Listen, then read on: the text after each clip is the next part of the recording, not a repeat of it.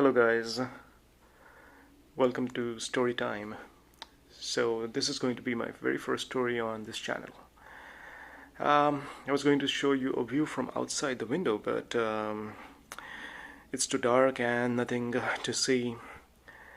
I'm in Naples and just showing you these pictures on the wall from the hotel room.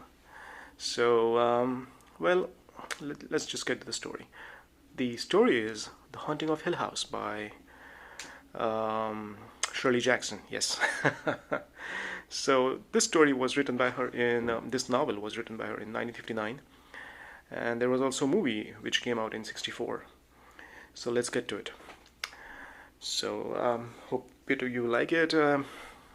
Leave a comment, something, so I can improve on my narration, and or what other novels or stories you'd like to listen to. So here goes. So this novel is about a house called Hill House, and it's called Hill House because it is amongst the hills, with the nearest village being around say 6 or 7 miles away. So that's the only settlement which is near to Hill House. This house was built around 80 years ago. So it says in the book that this house is standing for 80 years and was built by a guy called Hugh Crane. So he built this house because he wanted to gift it to his wife. He loved his wife immensely, and this was the time when they were expecting their third daughter. They already had 2 daughters before, so his wife was they were expecting a third one, and it was a surprise for her. So he was almost finished with the construction while his wife was in labor. But then a tragedy struck. His wife passed away in childbirth, and obviously he was grief-stricken, very sad, depressed, all those things. His wife didn't get to see the house. It was a very untimely death. Well, all deaths are, so it was a very, very, very sad moment, because now this guy had 3 girls. Yeah, the third one was a daughter as well, so he had 3 girls to handle, manage, all alone in that very big house. So his nature changed. He wasn't cruel to the girls or all that, but he wasn't happy all the time. He was a very gloomy person after his wife's passing. So then he hired a maid. The maid was good. The maid's family was good. The 2 elder daughters, when they grew up, they left the house, went to live their own lives with their husbands, and the younger one never married.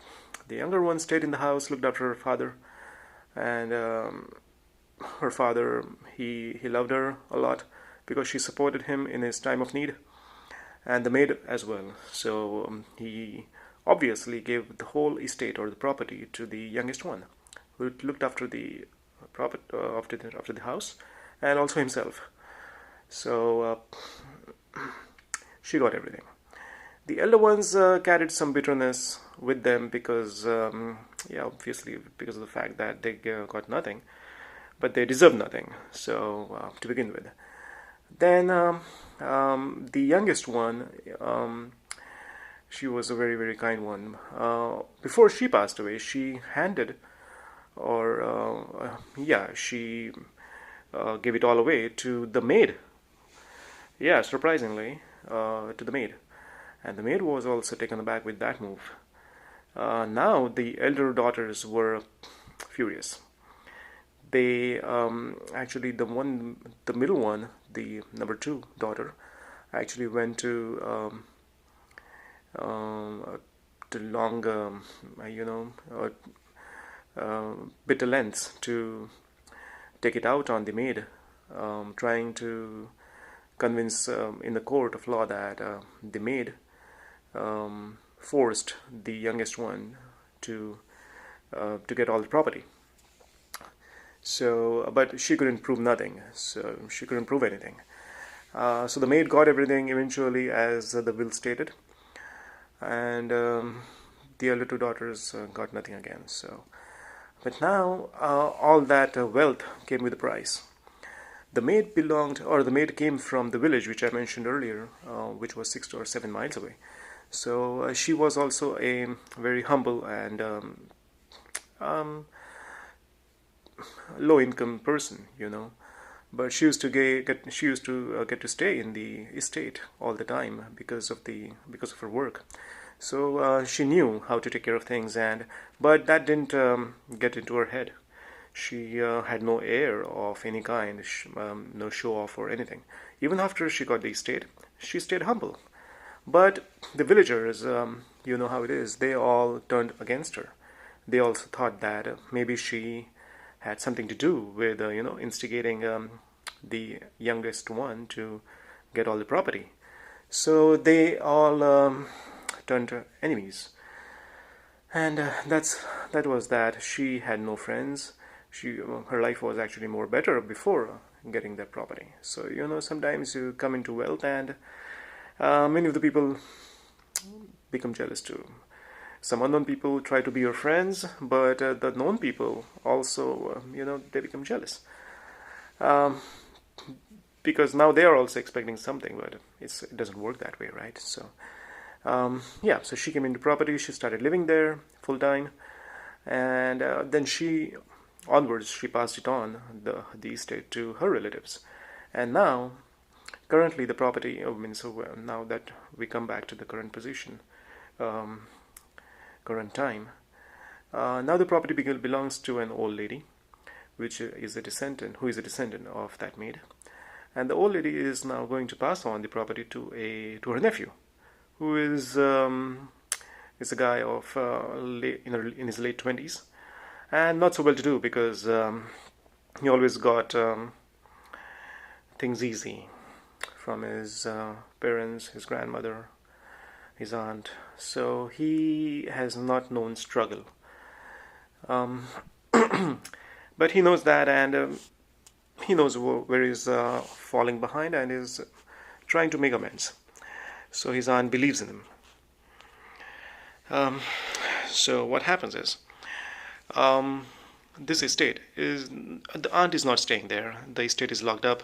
People rent the estate for holidays, vacations, few days in a row, just for parties or getaways, get-togethers.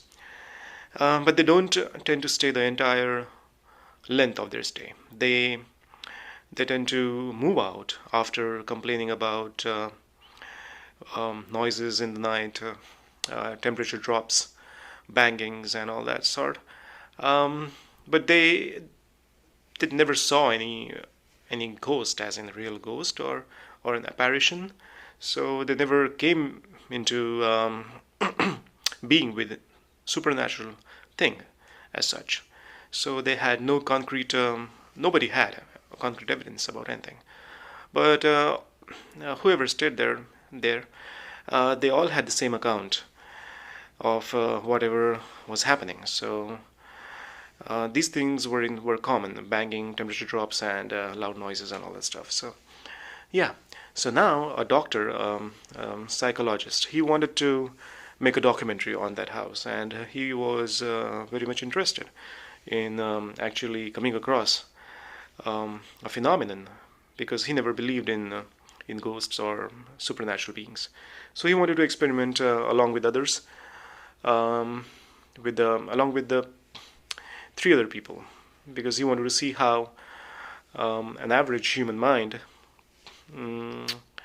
responds to, or if it even comprehends what is happening in such a big house. So he gives advertisements in the paper, and he um, he comes across a few people, but then he narrows it down to two ladies, very sane ladies, and the third one, sorry, the third one is the nephew, the guy who's going to inherit the property. So that is the part of the clause that if you want to rent the estate, then for a few days now, then you have to also get the get a direct descendant, get a descendant of the or a part of the family. A person from the family has to be a part of the team. So nephew, being the only or the youngest person in that family, is now a part of the team of that of team of four. So the doctor, his name is Dr. Montag. Then the two girls' names are Theo for Theodora and Nell for Eleanor. And the nephews, this guy's name, the inheritor's name is Luke. So Luke and the other three, they all arrived the same day, but at different times, to the house. Now, the house at first is very confusing, and well, even then, at any point of time, because of the way it is built, the floors are not level. The rooms are at an angle. You cannot fathom or come to understand which room was where, or the corridor and um, the rooms, they don't sync. It's not like an ordinary house. Hugh Crane, who built the house, was the architect and took active participation while the construction was going on, and so he wanted it to be different than other houses. He wanted it to stand out. So he managed to achieve that. Um, so so what Dr. Montag did is make his own blueprints. He roamed the entire house a few times and managed to draw the house from within, the rooms and the corridors. So and presented the drawing to the other three, so they wouldn't get lost while moving around or coming to breakfast or lunch or going to the library. So thankfully he managed to do that, and so all four of them started living there. When they met the first time, Dr. Montag made his intentions known about why he is doing this research. So the other three were intrigued. Also, they were very happy that they were going to get to stay there for free.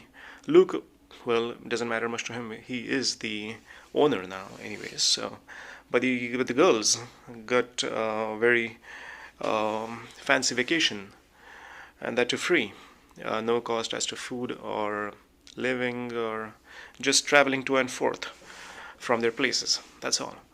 So yeah. So of the four, Nell, who is Eleanor, um, she's shown as the most sensitive towards emotions. So the first night is a very peaceful night. The second night, Nell and Theo, who have connecting rooms, they they hear bangings on the door, and loud bangings coming intermittently, starting from the bottom of the door and slowly moving upwards. And the door is almost 9 or 10 feet tall, so there is no way that a person could bang on the upper side of the door. So that was that was the scary part of the book. And well, there are a few other, but so these two girls, well, being girls, they panic, they start shouting. Well, not all girls are like that, obviously, but you know, obviously, I mean, how they shout and shriek, and hearing their shrieks, Doctor and Luke come over in a few minutes. Yeah, as soon as they could find the rooms. So they come over and they open the door. Um, the girls were obviously shaken up, and they run towards them. They tell what happened, but on inspection of the door, they don't find any dents or anything on the door. The doors are not scratched, no bumps, no dents, nothing. So they couldn't, for the life of them, figure out what happened, or where the who was banging on the door, because obviously the doors were moving with the bangs, but no one could figure that out. So that's that. That was the one incident. Then they leave, Doctor and Luke, they leave, and the girls, they sleep. After that, the sleep is peaceful. Now, they meet in the mornings. They have the cook, who is Mrs. Dudley, and she's a very, very wonderful cook. But she doesn't stay in the evenings. She goes with her husband, who is Mr. Dudley. He takes care of the grounds. So this couple, they stay on the estate, but only up till 6 p.m. So if they get out of the property before it gets dark. So she has made that clear, both of them actually, because they know what what the house is capable of. So they don't want to stay there after dark, and they close the gates so no one can get out in the dark as well. So if something happens in the night, no one is actually going to come and help these four guys. That's the deal. And well, they don't believe in all this, so they don't pay much attention to all this telling by Mr. Dudley, Mr. and Mrs. Dudley. So because they don't believe in such stuff, so that's that. They don't make much of it and live peacefully. Now the third night, Nell hears voices of young kids, as if they're calling her to rescue them from somebody. Somebody's hurting them, and they're calling her name. So she's very disturbed with by that.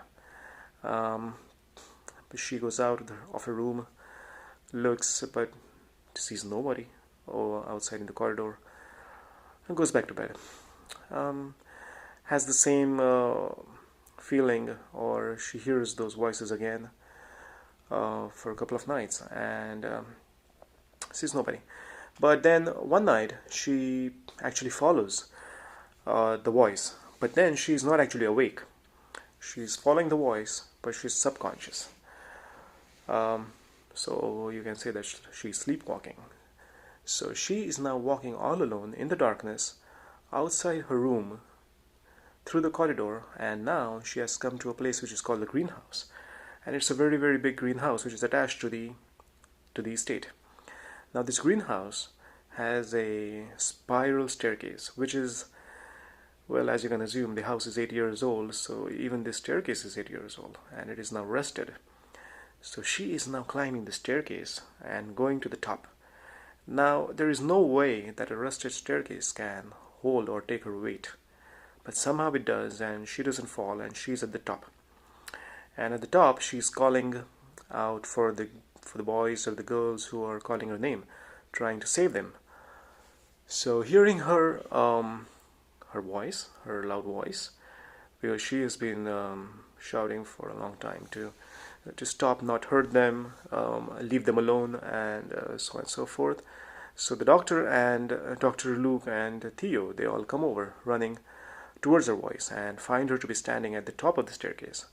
So they are very, they couldn't believe their eyes, obviously, as to how anybody can, climb a rusty staircase as that. But she does. So there she is, and now they both look at Luke as the most able-bodied person to rescue her. So unfortunately, he's caught in that dilemma, if you will, to go up and get her back down safely. But there lies the risk of, his own life is in danger now. But being a man and whatnot, he decides to undertake that feat, and he goes up. So slowly, even though it is creaking, it goes up, gets a hold of her somehow, manages to convince her that there is nobody there are no children there, and gets her down slowly. Now, Nell, now the doctor assumes, and he's pretty much sure, that the house is playing tricks on her. Here I should mention one more thing, that before this incident, Nell also had gone to the library. Now the library is a little bit infamous because there is an attached tower to the library, and the original maid who had got the house from the third sister, the youngest one, the maid had supposedly hanged herself from the tower. Well, So they say. The villagers claim that she had hanged herself from the tower, but the book also states that the villagers are apt to make up stories such as that because the estate had a tower to begin with. So whichever estate has a tower, it becomes very ideal for somebody to hang from the tower and no other place in the house. So it may be that she hanged herself from some other ceiling, but the villagers may be making that up. But long story short, she did hang herself, and it's now known that she hanged herself from the tower. So Nell um, had ventured into the library to read some books, and which was also very close to the tower. And she had mentioned this to the doctor. So the doctor had told her not to, venture alone, not go anywhere to unknown places. Um, but yeah, and so from that day onwards, he had thought that Nell is a brave one, but also very sensitive. So anything that may happen, she would be the right candidate for any such thing.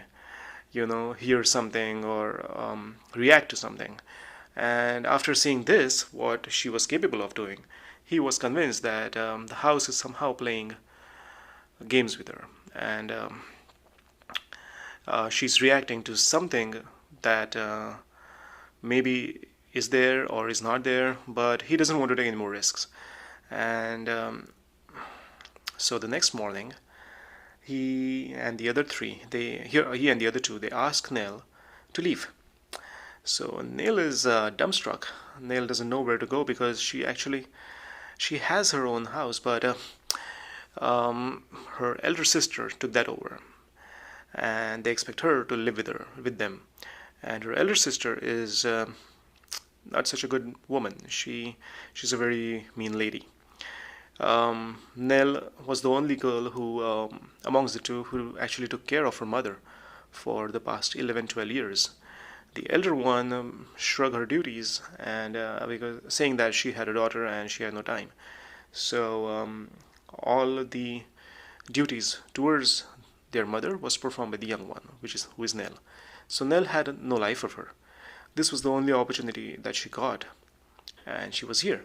And now they were asking her to leave. So which was, according to her, was unfair, and yeah, which was unfair. But the way Nell was behaving, it was being very risky for the doctor, because in the end, if something happened, it would be on the doctor's head. So you see, he didn't want to take that risk. Obviously, he just told her that, Nell, I see that you're the most sensitive one, and I've seen yesterday night that you're capable of giving in to your sentiments, and you're reacting to certain things which aren't there. You're hearing noises, voices of girls or boys who are in pain, who need to be rescued, but we haven't heard those noises, all three of us. Only you. So why only you? So maybe the house is playing certain games on your mind, or you may be too sensitive to hear all that. Maybe there is something, but so we are not that sensitive, or we firmly believe that there is nothing, so we are not, open to this kind of mediums. So they force her to leave. So Nell is determined not to, even then. But she has no option. She sits in her car, takes a look back one more time, and she has nowhere to go because she doesn't want to stay with her elder sister, who is a nasty woman. Even her husband is a very mean man. So they were getting a maid for free, actually, because they would make her work. She knew that. So what Nell does next is a bit tragic. It's a lot tragic. She starts her car, accelerates it, and goes for the gate. The gate is open, yeah, and she's supposed to go out, but she accelerates at the last minute and smashes her car into the oak tree, which is right beside the gate. And that's that of Nell. So Nell passes away at the spot, and so she it means that she made a decision of staying, in spirit at least, in the house. So she was that attached to the house in just 4 or 5 days, or 6 days maybe, close to a week. So this story goes on to tell us that maybe there was something, maybe there is something in the house, and if you are really sensitive to, or I don't know what words to use here, but maybe sensitive or kind of a medium, then you may be able to hear some things. So Nell, the other people who complained, they already had a life. They had their own homes. They always had something to fall back on. So they went back to their houses. But Nell, having nothing, she sacrificed her life for this house to be there. And she actually believed that if she stays there, then she should be able to help those kids. So the house somehow played on her mind. Maybe took advantage of her being a very, very sensitive person towards others' feelings, even the ones who are not there in physical form. So so that's Nell Eleanor for you. And the other three, they were dumbstruck. They didn't know what to do. So that's the end of the novel right there. Yeah. So that is Haunting of Hill House. So you tell me, what do you think of this? Do some places really have that power to control your mind? Maybe they do, or maybe not everybody's mind is what they can control. Maybe some people's who may be weak. Do we call them weak or sensitive? Or maybe both? Yeah, could be both too. Yeah, but it doesn't mean that um,